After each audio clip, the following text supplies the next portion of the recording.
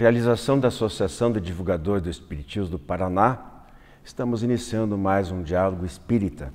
Sejam todos bem-vindos.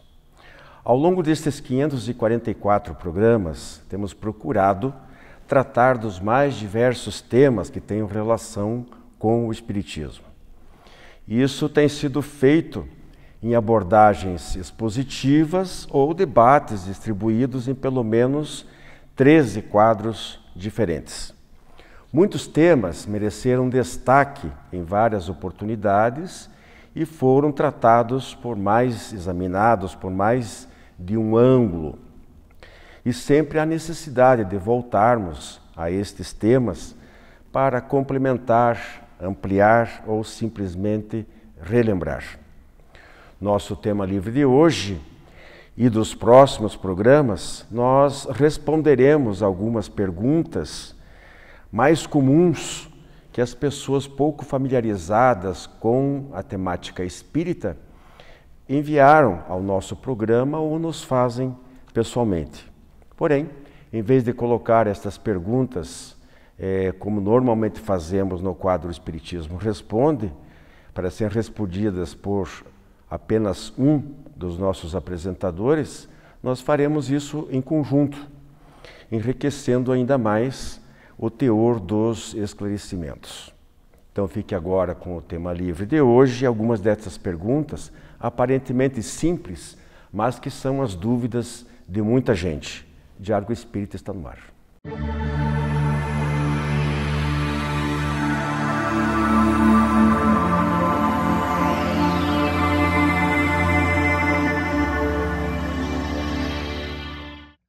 Nosso tema livre de hoje é um pouquinho diferente. Eu expliquei lá na abertura. Nós vamos, de certa forma, reciclar algumas questões que já foram levantadas aqui ao longo desses 544 programas. E a gente já falou praticamente de tudo. Mas isso não significa que o assunto esteja esgotado, que não se possa examinar o mesmo tema por outros ângulos. São muitas vezes outros apresentadores que estão respondendo ou debatendo. Então nós entendemos que sempre é positivo. Algumas perguntas, inclusive, são perguntas bem comuns que nos fazem, às vezes, na rua, no ambiente de trabalho, ou já enviadas aqui para o nosso programa, e que muita gente tem dúvida. Pode parecer para aquelas pessoas que já são de longa data estudiosos da doutrina espírita, né, André e Rose, que são quase perguntas pueris, mas não são não. A gente respeita sempre as dúvidas das pessoas e é importante que esse bem básico também seja repetido, seja reiterado, seja mais bem esclarecido. Bom, então uma das perguntas que a gente selecionou para hoje, André, eu vou começar com você aqui, é o seguinte: para onde nós vamos? E olha só a ênfase da pergunta. Com certeza a pessoa quer saber, depois da morte. Tem como saber para onde é que a gente vai? Com certeza? Com certeza não tem como saber, né? A gente não tem uma certeza absoluta, já que cada espírito tem uma evolução, tem um ponto de desenvolvimento, está aprendendo coisas, está num momento da sua vida. Então, com certeza, nós vamos morrer, não é verdade? Nós vamos desencarnar. Isso é certeza. Isso é certeza.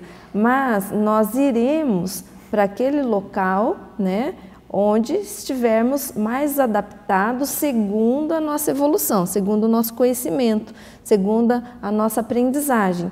Quando nós desencarnamos, é comum o espírito passar por uma espécie de uma confusão, não é? Como se ele estivesse ainda adormecido ou pesaroso, conforme a sua história de evolução. Mas ele pode também experimentar situações de grande sofrimento.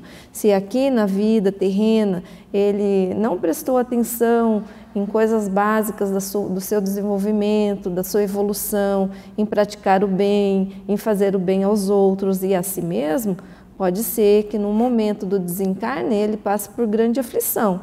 Se ele for muito apegado aos bens materiais, se ele tiver alguma doença física e ele estiver em grande sofrimento, pode ser que nesse momento isso interfira no desenlace. né? Mas para onde ele vai? Para onde o espírito vai? Nós temos erradamente um pensamento de que o mundo espiritual é fora daqui.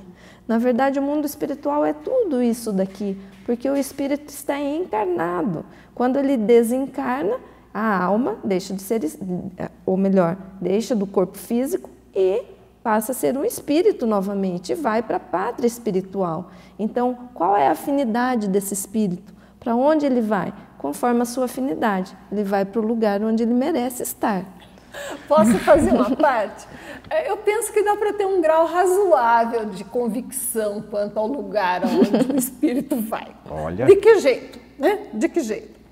Em primeiro lugar, acredito eu, baseado nos conhecimentos espíritas, que a gente não vai para algum lugar, a gente já vive nele.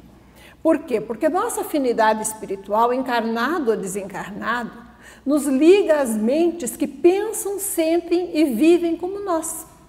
Então, nós já estamos no inferno ou no céu interior de acordo com os pensamentos que nós cultivamos, com as afinidades que nós temos, com os hábitos que reiteradamente nos ocupam. Se nós queremos saber para onde nós vamos após o desencarne, nós temos que pensar hoje. Com que eu ocupo o meu pensamento? Eu tenho, vamos dizer, 60, segundo alguns, 90 mil pensamentos por dia. Quantos são sobre o bem? Sobre o auxílio ao próximo, sobre a generosidade? Quantos são apenas sobre questões materiais corriqueiras? Quantos são egoísticos, sobre tirar vantagem, sobre predominar sobre os outros? Isso nos liga imediatamente ao céu ou ao inferno interior, que são as mentes dos outros. Se nós queremos saber para onde vamos, temos que ver com que nos ocupamos. Não é a nossa má tendência ou a nossa boa tendência, é aquilo em que nós devotamos a nossa energia, com o que nós nos ocupamos no dia a dia. E uma outra pista importante, uma vez que o sono é uma antecipação da morte e a gente se desdobra quando entra em sono, que tipo de sonhos eu tenho quando lembro deles? Eu estou sempre perturbado, perseguido, correndo atrás dos outros ou correndo dos outros? Ou eu estou em ambientes de maior equilíbrio? Eu faço a minha oração, minha leitura e tenho um sono tranquilo. Isso nos dá uma grande pista, não da definitividade da nossa situação, porque ninguém fica muito tempo em lugar nenhum, né? Espiritual, a gente progride sempre, melhora sempre. Mas daquilo que nós podemos melhorar. Então, o lugar para onde vamos, nós já estamos. Boa. Não é um lugar, não é um geográfico, material, né? É espiritual. Exatamente. Eu vou começar agora com a Andréia de novo, para a Rose descansar um pouquinho. Você começou com a Andréia, tá me deixando de lado. Mas tá bom assim, tá bem, ficou legal, acho que ficou bem respondido. Andréia, é uma pergunta relacionada à influência espiritual que nós temos aqui. Como um espírito mau, pergunta a pessoa, atinge o encarnado? Em palavras simples, digamos assim, como é que você definiria? Olha, a Rosa acabou de responder essa pergunta, não é mesmo? Coincidência, né? É mais ou menos interligado, né? Então, como que a gente é influenciado, se somos influenciados? Somos muito influenciados, né? Porque esse mundo espiritual convive conosco. Então, a gente, quem não tem a mediunidade de vidência ou de audiência, não vê o espírito, não ouve o espírito, mas ele pode sentir o espírito, não é? Ele pode sentir a presença espiritual. Quando fazemos uma prece, sentimos a presença espiritual do nosso mentor, mas nós somos influenciáveis quando o nosso pensamento baixa o padrão vibratório, como a Rose falou na primeira questão. Quando nós estamos nos dedicando a pensar mal do outro, quando nós estamos pensando numa vingança, né, porque estamos em desafeto com alguém, quando nós estamos chateados ou tristes ou pensando em coisas negativas. Somos ingratos. Né? Como somos ingratos. Isso abaixa a vibração do nosso pensamento e nós nos conectamos por afinidade com esses irmãos que estão ali e que, por alguma razão, vão se ligar ao nosso pensamento. e nos influenciar de certa forma. É até interessante essa questão. O que você ia colocar? Desculpa. Não. É só para avançar um pouquinho mais no que ela disse, porque ela falou ali em nível de pensamento, né? Mas é um processo que envolve mais coisas, vibrações magnéticas do espírito, os fluidos pesados. Eu queria que você falasse um pouquinho também sobre Com isso. certeza, mas a primeira coisa que a gente tem que lembrar, né? Porque muita gente tem medo da influência espiritual negativa, Exato. né? Quando a gente sai à rua aqui encarnada, a gente está sujeito a ser assaltado. Não tem muito como se defender. A gente se precave, né? Põe grade nas casas, procura não ficar desacobertado, mas está sujeito. Para a atuação do desencarnado não é tão simples. Ele não consegue te atingir se você não tiver alguma conexão com ele. Então, isso é muito importante. Essa conexão pode ser kármica. Você já tentou, né, superar problemas e ele ainda está ligado a uma ideia de vingança, mas você deve alguma coisa a ele. Então, você tem uma ligação magnética com ele. Ou, como é mais frequente, você atraiu, como a André colocou, a intenção, o olhar dele, né, de ficar perto de você por algum motivo. Como é que ele consegue se aproximar? As leis que regem a vida no plano espiritual são tão fixas quanto as que regem a vida no plano material. A matéria que organiza o plano espiritual, porque é matéria, está apenas em outra dimensão vibratória. Você tem peso específico no plano espiritual. E encarnado, você já tem esse peso específico no seu corpo do espírito ou perispírito. Apenas as pessoas normais não veem. Quando você se aproxima de alguém de vibração pesada, você diz, nossa, né, me senti mal em tal ambiente, eu perto de tal pessoa. Por quê? Porque toda a carga eletromagnética, toda a carga energética daquele espírito é pesada. Quando você se aproxima, às vezes, de uma pessoa muito simples, mas de boa conduta, de boa vibração, você se sente bem, se sente acolhido. Por quê? Você recebe toda aquela energia. Nossa mente, ela metaboliza aquilo que nós chamamos fluido cósmico ou fluido universal, que é a matéria básica primitiva que está solta no ambiente, permeia tudo que existe no universo o tempo inteiro. E nós transformamos essa matéria simples em canalizações da nossa energia. Nós colorimos essa matéria com o tom dos nossos pensamentos, dos nossos sentimentos e das nossas emoções, formando a tessitura do nosso corpo espiritual com energias magnéticas, que são tanto mais rápidas, vibrantes e luminosas, benfazejas quanto o espírito é superior, e tanto mais materiais, densas, escuras, afastando a luz, quanto o espírito é inferior. A soma dessas energias todas é que permite a um espírito se aproximar de nós. Se nós estivermos numa vibração espiritual positiva, devotados a um trabalho no bem, ele passa por nós, mas não consegue nos atingir, mesmo que a gente tenha defeitos e peculiaridades próprias da raça humana. Se, entretanto, nós estamos, como André colocou, envolvidos ou na ociosidade, né? Ou na maledicência, ou em pensamentos muito inferiores, nossa soma de energia produzida, a cor que nós demos a esse fluido universal que nós metabolizamos o tempo inteiro com os nossos pensamentos, que está ao nosso redor, que forma a nossa psicosfera, nos atrai, nos afiniza, aí se formos inferiores em nossas ocupações, com esse espírito inferior, e ele conecta-se mentalmente a nós, a nossa psicosfera mistura com a dele porque estão no mesmo nível, e ele consegue agir sobre nós. É fácil mudar isso? Não, mas é possível? Claro, mudando os nossos pensamentos. Né? Vamos então para a nossa terceira pergunta de hoje, já ficará de bom tamanho. Vou começar de novo aqui com a Andréia. Reencarnar é uma escolha ou é uma imposição? Desde a primeira lá. Como é que foi? Não é uma imposição. Entretanto, mas a primeira, as primeiras, digamos, não a primeira, só a primeira, as primeiras. É uma necessidade, né? É uma necessidade. De certa forma, Deus nos criou simples e ignorância a partir de um certo momento, mas quando Ele resolveu nos fazer, Ele disse, olha, para esse indivíduo aqui progredir, aprender, ele vai ter que fazer o seu caminho sozinho e vai ter que reencarnar, né? Então as primeiras não... Agora, mais lá na frente, sim, que daí ele é uma escolha e não sei, né, como é que você pretende responder sobre essa particularidade. A imposição parece uma coisa obrigatória, não é verdade? E daí não seria livre-arbítrio daquele espírito. Ele precisa reencarnar, com certeza. É aqui no plano físico que ele vai desenvolver as suas habilidades, o seu conhecimento, a forma de entender o mundo, passar por N experiências boas, ruins, para que ele se desenvolva, já que o objetivo de todo espírito é a evolução, né? Deus nos criou simples e ignorantes, mas não para permanecermos simples e ignorantes. Então, se a gente pudesse responder, a primeira reencarnação enquanto hominídeos, né, enquanto essa forma humana, é uma imposição divina. Está na lei do progresso. Está na lei de progresso.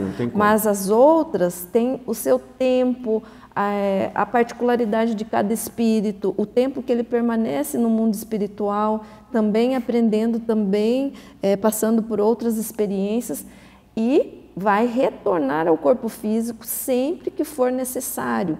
Nós não sabemos exatamente o tempo que ele fica no mundo espiritual antes de reencarnar.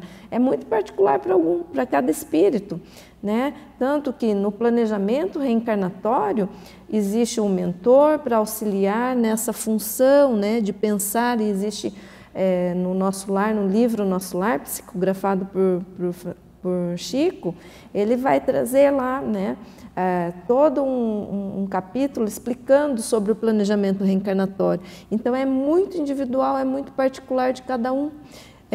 E também muito complexo. Eu quero ouvir a opinião da Rose nessa história. Eu acho que é a compulsória, sim. Então, é isso que eu queria chegar. Porque o André Luiz, inclusive, nos fala bastante nas suas obras. Mas não discordo do que você colocou. Que está no livre-arbítrio do indivíduo. Ele pode retardar, ele pode tentar barganhar, pode ser escolhido um melhor momento.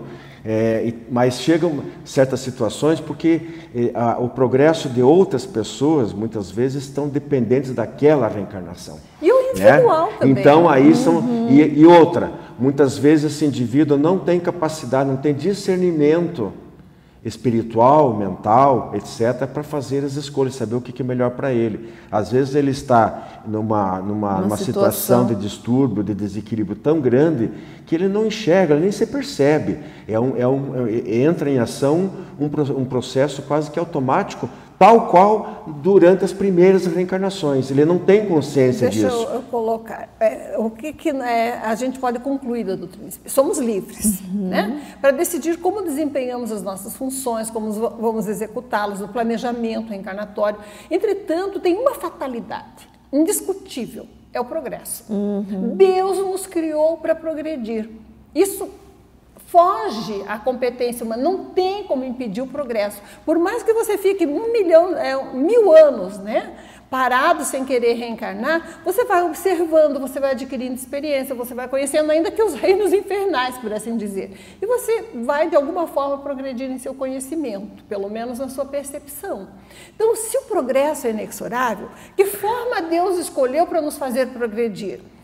Segundo os espíritos superiores, ele escolheu nos proporcionar experiências num meio heterogêneo, que foi o que André colocou. Nos proporcionar uma vida em ambiente em que nós possamos conviver tanto com os maus como com os bons.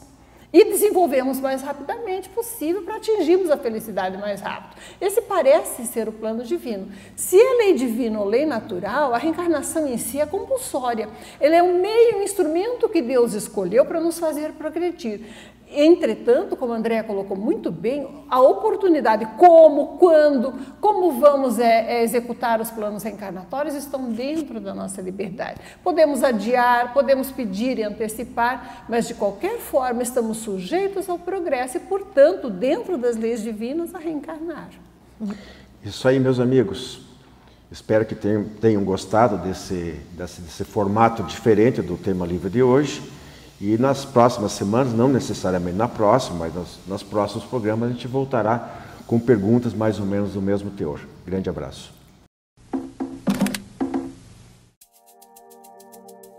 Trabalho com alongamento de cílios, atendendo Curitiba e a região metropolitana. Se você quiser ficar ainda mais linda e charmosa do que já é, aproveite a nossa promoção e marque um horário pelo Instagram ou pelo WhatsApp. Jornal Comunicação Espírita. Na matéria de capa desta edição, Nosso Lar 2 chega aos cinemas em 31 de agosto. No editorial, o presente, as mudanças e as paixões. Em Trocando em Miúdos, a sabedoria através dos tempos. Em livros que eu recomendo de Paulo Neto, a aura e os chakras no Espiritismo. Jornal Comunicação Espírita. Assine e recomende.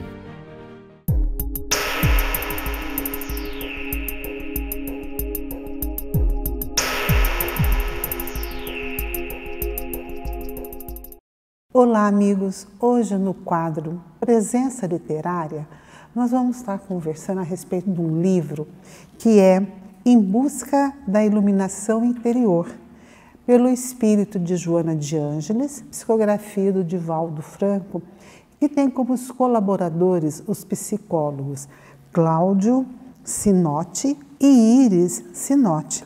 É da editora Leal, Salvador, 2018, a primeira edição.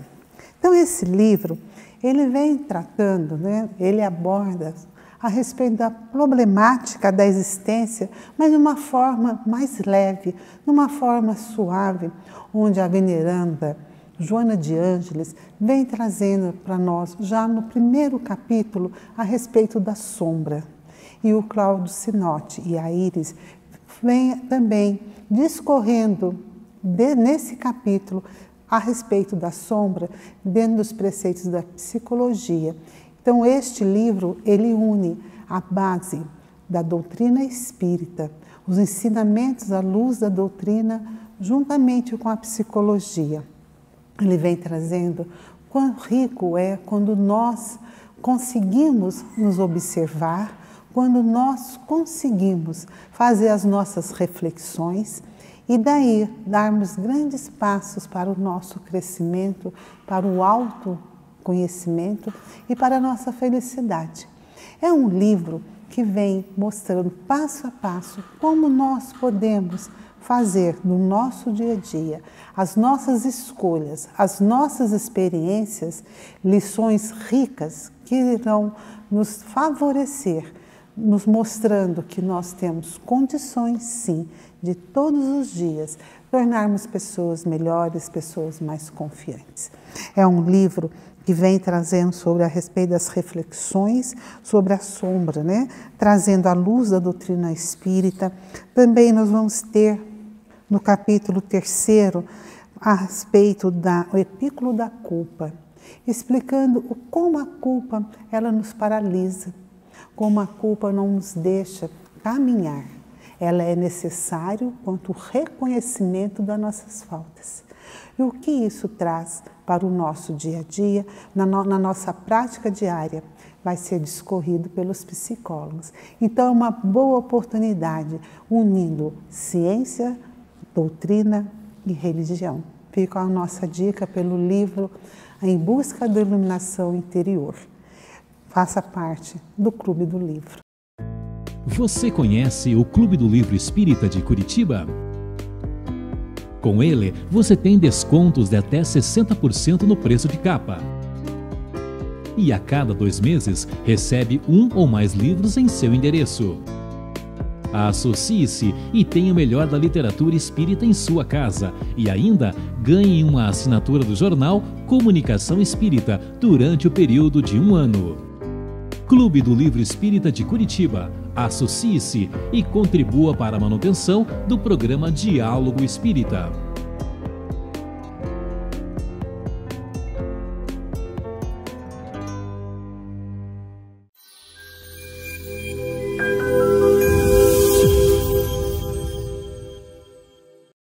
Olá! Hoje no quadro Fonte Allan Kardec, trouxemos o tema Pequeninos mais úteis. Nós nos baseamos em 2 obras, uma delas, O Livro da Esperança, e a outra é Seara dos Médiuns, onde Emmanuel vem nos falar nessa mensagem, cujo título é o mesmo, Pequeninos Mais Úteis, sobre a influência moral do médium nas suas comunicações.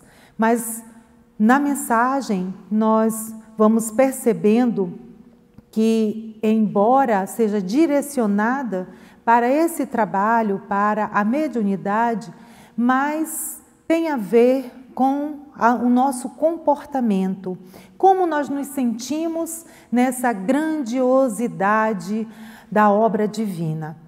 Todos nós somos importantes na execução, nas tarefas, no dia a dia, em tudo o que acontece. Ao observarmos um grupo de formigas, por exemplo, pequenininhas, mas que seguem ali em conjunto, desenvolvendo um trabalho primordial. Assim também somos nós. Emmanuel fala sobre, ele faz uma comparação entre cada um de nós nesse conjunto e uma usina, e diz que para que aquela usina de forças seja potente e funcione como esperado, todas as engrenagens devem estar funcionando primorosamente.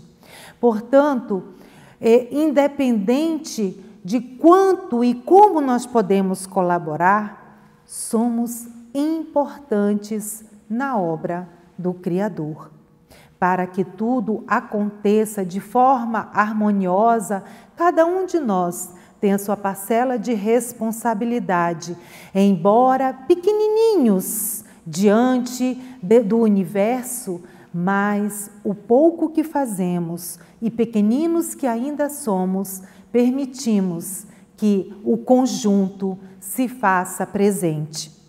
Então, é necessário que nós traçamos essa rota de uma forma responsável, lembrando que o que nós fazemos aqui vai interferir no resultado, no conjunto. Por isso, queridos amigos, esqueçamos essa fala de que, eu não posso fazer, mas é tão pouco, de nada adianta a minha colaboração, a minha tarefa, eu sou insignificante. Quantas vezes ouvimos isso no nosso dia a dia, na nossa vivência, às vezes até dentro dos nossos lares? Esqueçamos essa fala. Lembremos que somos sim importantes, como diz Emmanuel, pequeninos, mas úteis. Úteis no lar, úteis no trabalho, úteis na vida social, úteis na casa espírita, nas diversas instituições.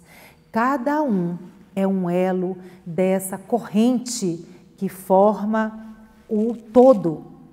Então, que nós possamos internalizar quão necessária é a nossa ação e que, através das nossas atitudes, possamos ser verdadeiros instrumentos desse trabalho para que o grandioso, saiamos do pequeno para que o máximo seja feito. Cada um, segundo as suas obras, facilitará que o conjunto seja belo. Fiquemos em paz, uma semana ricamente abençoada para todos nós.